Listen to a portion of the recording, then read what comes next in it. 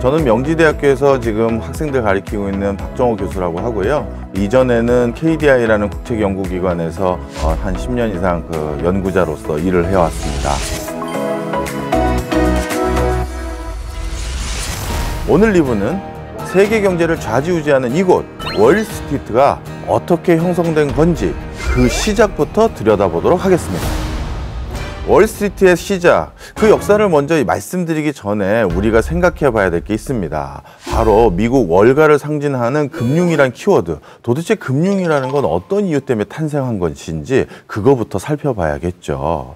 사실 요즘 가정에서 직접 대파 키워가면서 파테크라고 하는 어떤 이런 것들을 하시는 분들이 종종 계실 텐데요. 이런 분들이 아마 금융을 좀 더 제대로 이해하고 계신 게 아닌가, 저는 이런 생각이 듭니다. 사실 금융이라는 것은 이런 농산물 수급 불균형 또는 농산물의 가격 급등에 대응하기 위해서 금융산업이 발전해 왔다, 이렇게 생각해도 과언이 아닙니다. 사실 인류는 농산물 수급의 진작부터 어려움을 느껴왔고요. 이런 것들을 해결하는 방법론으로 하나하나씩 금융적인 방법들을 제시해왔고, 그것이 금융의 발달의 밑거름이 되어왔습니다. 밀과 쌀과 같은 곡물을 거래 수단으로 즐겨 사용했던 고대는요, 이런 작물이 작황에 따라서 원활히 수급되지 못한다는 것을 일찍부터 알았습니다. 그래서 이런 농산물로 가지고 내가 사고 팔고 하는 물건의 거래 수단으로 삼기에는 너무 어렵고, 그렇다면 거래 수단이 될 수 있는 다른 걸 떠올리면 어떨까라고 생각해서 가장 원시적인 금융거래 수단인 화폐를 떠올렸던 것도 바로 곡물 수급의 어려움에 근거했었습니다. 중세 이후 여러 향신료를 구하기 위한 대규모 선단이 구성됐었죠. 바로 이때도 원거리 항해를 하다 보면 갑자기 배가 자초되거나 배가 돌아오지도 못하는 엄청난 리스크를 떠안아야 될 때가 있습니다. 그런데 이러한 리스크를 회피하기 위해서 모든 사람들이 공동으로 출자해서 우리 원거리의 선단을 구성할 자금에 투자합시다, 이러한 방법론이 합리적이라는 생각을 갖게 됐고요. 바로 이때 공동 출자라는 위험 부담을 해소하는 방법으로 주식이라는 게 처음 창안됐었습니다. 파생상품도 예외는 아닙니다. 파생상품이라고 하면 해당 상품의 가치가 다른 무언가의 가치에 근거해서 결정되는 상품들을 말하는데요. 원래 미래에 있을 가격 변화에 따른 손실을 막기 위한 방편으로 이러한 파생상품도 대두되기 시작했죠. 사실 대표적인 파생상품 하면 선물거래와 선도거래를 꼽을 수 있는데요. 이 선물거래는 영어로 퓨처, 선도거래는 영어로 forward라고 부릅니다. 둘 다 어떤 의미를 담고 있죠? 미래, 앞날, 이런 것들을 담고 있는 단어들입니다. 예를 들어서 현재 쌀 한 가마니 가격이 10만 원인데 앞으로 6개월 뒤에 쌀 가격이 15만 원으로 인상될 것으로 예상되고 있는 상인이 있다고 가정해 보겠습니다. 그 상인은 6개월 뒤에 쌀 한 가마를 11만 원에 구입하는 내용의 계약을 누군가와 체결할 수 있겠죠. 그러면 6개월 뒤에 쌀 가격이 14만 원으로 4만 원 올라도 이 상인은 자신이 미리 계약해 놨던 11만 원에 쌀을 구입할 수 있기 때문에 쌀 시세보다 3만 원 싸게 쌀을 구입할 수 있는 것입니다. 어찌 보면 농산물 가격의 급등을 방금 말씀드렸던 선도거래로 막을 수 있던 것이죠. 상품 가격이 하락해서 손해를 막기 위해서도 선도거래, 선물거래는 유용한 대안입니다. 실제로 파생상품은요, 농산물 가격의 변함으로 인해서 입게 될 손실을 줄이기 위한 대안으로 등장했던 금융상품입니다. 자, 어떻습니까? 주식, 파생상품 모두 어디에서 근거했었죠? 바로 농산물의 불확실성, 이걸 제거하기 위한 대안으로 등장했던 금융상품입니다. 약간 어떻게 보면 종이로 주식을 했다는 건데 어떻게 거래가 됐는지, 그리고 그때 그 당시에 사람들은 어떻게 생각했는지가 궁금합니다. 네.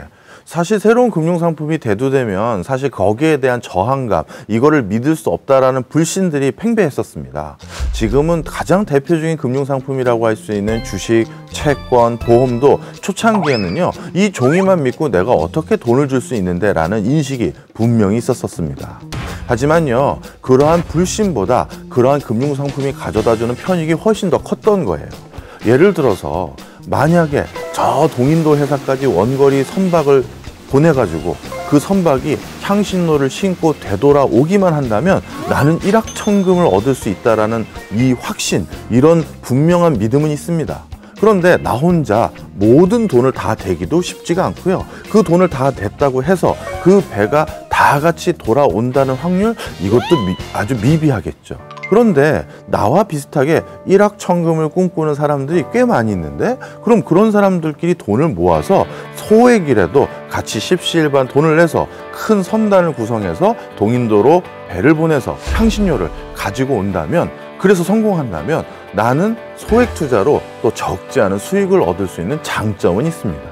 아마 초창기 이런 금융상품들이요, 많은 사람들이 우려와 불신이 있었음에도 불구하고 자리매김할 수 있었던 이유는 이런 금융상품들이 내재하고 있는 인센티브 구조, 어떻게 보면 나름대로 유인책, 이런 것들에 사람들이 더 주목하지 않았나, 이런 생각이 드네요.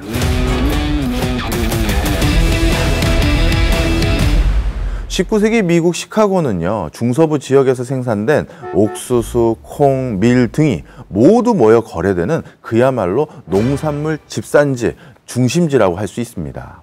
수확기가 되면 한 번에 많은 곡물들이 시카고 지역으로 몰려들게 됐고요. 시카고 내부에는 이를 충분히 수용할 만한 창고가 당시에는 없었다고 합니다. 특히 겨울에는 운하가 얼어 아예 운송조차 못하는 경우도 비일비재했다고 하더라고요. 운송되지 못한 곡물들은 당연히 헐값에 거래될 수밖에 없겠죠. 운송만 되면 매우 비싼 가격에 거래되는데 그러지 못했던 게 가장 큰 문제겠죠. 이런 폐해를 막기 위해서 1948년 미국 시카고에서 상품거래소가 설립됩니다. 운송 여부와 상관없이 곡물을 안정적으로 거래하자는 취지로 선물 거래가 시작된 셈이죠. 사실 이렇게 어떤 문서를 바탕으로 경제적 가치가 있는 것을 증빙하는 것은 고대에서부터 이루어졌던 행태이기 때문에 그런 것들을 좀 더 체계적이고 대규모로 진행할 수 있는 거래소가 생긴다라면 나뿐만 아니라 모든 사람들이 이와 유사한 증서를 바탕으로 금융거래를 한다라고 했었을 때 오히려 더 많은 사람들이 신뢰를 부여할 수 있게 된 것이고요. 그래서 거래소는 더더욱 금융 발달의 허브와 메카 역할을 하게 됐다, 이렇게 말씀드릴 수 있겠네요. 앞서 제가 열거드렸던 이러한 농산물의 수급 불균형과 가격 급등 문제는 이처럼 금융의 탄생, 다양한 금융상품의 태동의 배경이 됐다, 이렇게 말씀드릴 수 있습니다. 자, 그렇다면 월스트리트는 어떻게 해서 그 금융에서 세계적인 영향력을 발휘할 수 있는 장소로 발전했을까요? 먼저 벽이 없는 이곳에 벽의 거리라는 월스트리트라는 이름이 붙여진 배경은 무엇일까요? 17세기 들어 맨하튼에 네덜란드인들이 들어와 살기 시작했는데요. 그들은 이 섬의 남쪽 끝에 자리를 잡기 시작합니다. 그래서 초창기 이름도요, 자신들의 고장의 수도 이름을 따와서 뉴 암스테르담이라고 불렀다고 하네요. 그러다가 1652년 영국과 네덜란드 사이에 전쟁이 벌어지기 시작했고요. 그 전쟁이 벌어지면서 뉴 암스테르담 역시 영국의 공격을 걱정해야 될 처지가 됐답니다. 당시 이 지역 총책임자는 자연지형상 남쪽은 영국군이 상륙하기 어렵다고 판단했고요. 정착지 북쪽에 그렇다면 방어벽만 쌓으면 안전할 수 있다고 생각한 것 같습니다. 그래서 주민과 흑인 노예를 동원해서 섬의 서쪽과 동쪽을 가로지르는 약 4m 높이의 나무 울타리를 800m가량 설치했는데요. 하지만 이 방어벽은 제 역할을 하지 못했다고 합니다. 1664년 영국군은 함대를 이끌고 와서 맨하튼 남쪽 끝으로 상륙해 일거에 정착지를 몰아냈기 때문이죠. 점령 후 영국군은 이 지역의 이름을 뉴 암스테르담에서 영국 도시인 요크의 이름을 따서 뉴욕으로 바꿨고요.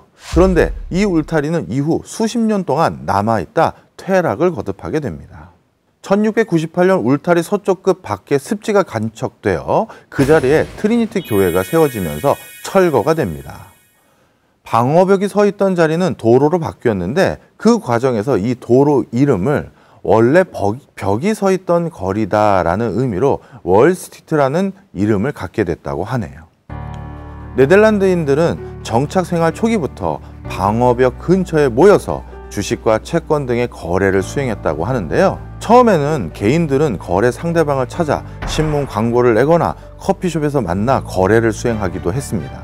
그러던 중 1792년 5월 17일 시장의 질서 확립이 필요하다고 느낀 증권거래 참가자들이 이 거리 옆에 서 있던 나무 아래 모여서 거래 규칙을 제정했는데요. 당시 참여했던 24명의 주식 거래자들이 모두 모여서 우리 수수료를 0.25%로 제한합시다 라는 나름대로의 합의를 도출했나 봅니다. 그리고 이러한 합의를 바탕으로 공정거래 합의서인 버튼우드 협정을 체결하게 되는데요. 바로 이 버튼우드 협정이 지금의 뉴욕 증권거래소의 기원이 됐습니다. 그 버튼우드 협정이 이 월스트리트 역사에서 갖는 의미는 어디에 있나요? 예, 사실 저는 금융의 중요한 역할을 인터넷으로 많이 설명을 드립니다. 인터넷이 발달하기 위해서는 서로가 서로에게 송수신을 하거나 대화를 하거나 파일을 보내는 그 방식이 서로 합의가 돼야 되고 일치가 돼야죠. 나는 나만의 SNS에서 글을 남기고 상대방은 상대방의 SNS에서 글을 남긴다면 서로 절대 소통이 이루어지지 않을 거예요. 금융도 똑같습니다.